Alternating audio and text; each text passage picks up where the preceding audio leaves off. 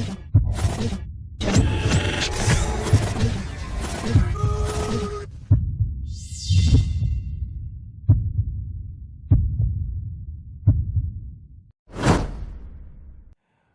back everyone. ဒီ tutorial မှာဆိုလို့ရှိရင်တော့ GNS3 မှာတွဲဖက်ပြီးတော့အသုံးပြုမဲ့ console application လေးတွေကိုနည်းနည်းလေးသွင်းတဲ့ step လေးတွေပြပြပေးမယ်เนาะ console software တွေကအများကြီးရှိတယ်ဒါပေမဲ့အခုဒီ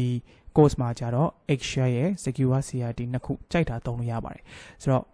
ဆရာကတော့ဘယ်ဟာပိုပြီး prefer လုပ်လဲဆိုလို့ရှိရင်တော့ Excel ကိုပိုပြီး prefer လုပ်ပါတယ်ဘာကြောင့်လဲသူက portable လေးဖြစ်တယ်အခုဆိုလို့ရှိရင်ဒီကောင် Excel version က6တုံးအောင်ထွက်နေပါပြီเนาะဒီကောင်ကကျတော့ Excel က5ဖြစ်ပါတယ်Okay အဲ့ဒါဆိုလို့ရှိရင်ဒီအခုဒီ application လေးကိုအခုဒီ post ရဲ့ description ထဲမှာထည့်ပေးသွားမယ်เนาะ download လေးတစ်ချက်သွားချပြီးတော့သွင်းလို့ရပါတယ် Okay ဒါဆိုလို့ရှိရင် Excel လေးကိုအရင်ဆုံးစသွင်းကြည့်အောင် Okay download ချလိုက်ပြီးအဲ့ဒါဆိုလို့ရှိရင်ဒီမှာ Excel Okay double click လေးနှိပ်လိုက်ပါ Yes သူကသွင်းရတာအရင်လွယ်ပါတယ်ပြီး next အမှာ commercial မသုံးနဲ့เนาะ free for home ဒါလေးကိုသုံးเนาะ commercial ဆိုလို့ရှိရင်တော့ crack key တွေပါထည့်ရမယ်เนาะ next I accept next install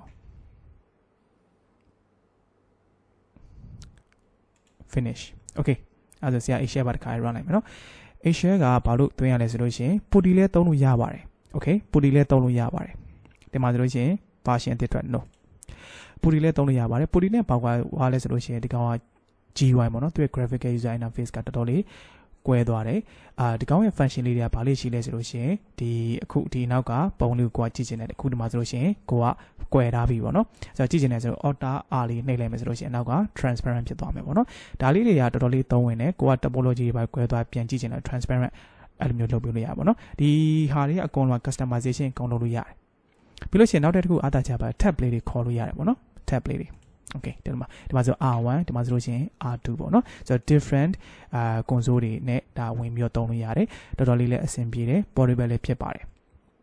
ဆိုတော့အပြင် real device တွေသုံးမယ်ဆိုလို့ရှိရင်လည်း Excel နဲ့သုံးလို့ရပါတယ် okay ဒါဆိုလို့ရှိရင်တော့ Excel သွင်းတာကတော့ဒီလောက်ပါပဲနောက်ထပ် secure CRT ကိုဆက်လက်ပြီးတော့ကြည့်ကြည့်အောင် okay ဆရာတို့ secure CRT လေးသွင်းကြည့်အောင် okay ဒါလေးကိုစစ်မဖြေလိုက်နဲ့เนาะအထက်မှာ graph file လေးပါတယ် antivirus အကြိုက်မယ်เนาะဒါ 32 bit 64 bit အကုန်ပါတယ်ဆိုတော့ကိုယ့်ရဲ့ operating system 32 bit လား64 bit လားကိုကတော့ရွေးချယ်ကိုကတော့64 bit ဆိုတော့64 bit သွင်းလိုက်မယ်เนาะ yes သွင်းတဲ့ဟာလေးတော့အရင် simple ဖြစ်ပါတယ်เนาะ okay and click next I accept next personal profile next complete next နော်ကိုကလောက်ချင်လို့ရှင် program group တွေလုံးမလား desktop လုံးမလား okay ဒီတိုင်းပဲ please leave it next install okay so သွင်းတာလွယ်တယ်အဲ့ crap ဖြည့်ရဲ့နေရာမှာနည်းနည်းလေးပြောစရာလေးရှိတယ်ပေါ့နော်အခု crap ဖြည့်ခြင်းနဲ့ဆိုလို့ရှိရင်ဒီပုံစံတိုင်းလေးတစ်ချက်လောက်လုပ်ပေးပါဆိုတော့ secure CRT မှာနှစ်ခုရှိတယ်အပေါ်က CRT ကကြတော့ဒီကောင် console application ပေါ့နော်အောက်ကကြတော့ file transfer ပေါ့ဆိုတော့ secure CRT နဲ့ secure FA ဆိုဒီနှစ်ခုရှိပါတယ်အဓိကကိုကဘယ်သုံးခြင်းဘယ်ဟာကိုသုံးခြင်းလဲပေါ့နော် secure CRT သုံးခြင်းသူ့ကို crap ဖြည့်မယ်ပေါ့နော်ဆိုတော့နှစ်ခုစလုံးအတွက် crap file တွေပါပါတယ် okay ဒါလေးကိုအမှတ်ချဖြုတ်မယ် finish okay ပြီးသွားပြီဆိုတာနဲ့ခုနက zip file လေးပြကြည့်မယ်ဒီမှာ crap လေးပါတယ်ပေါ့နော်ဆိုတော့ကိုက64 bit သွားလိုက်မယ် secure CRT4 နဲ့သွားလိုက်မယ်နော်ဒါလေးကို copy ဆွဲလိုက်မယ် copy file to clipboard ပြီးလို့ရှိရင်အခု window ထဲမှာ secure CRT ဆိုပြီးတော့မှာ open file location နဲ့သွားလိုက်မယ်နော်အရင်ဆုံးတော့ crack အရင်ဆုံးဖြည့်ရမယ်ပြီးရင်ဒါအောင်မှာထပ်ပြီးတော့ open file location နဲ့ထပ်ပြီးသွားလိုက်မယ်ဆိုရင်သူ့ရဲ့ directory ထဲရောက်သွားမယ်နော်ဒီ directory ကတော့မမြင်ရအောင်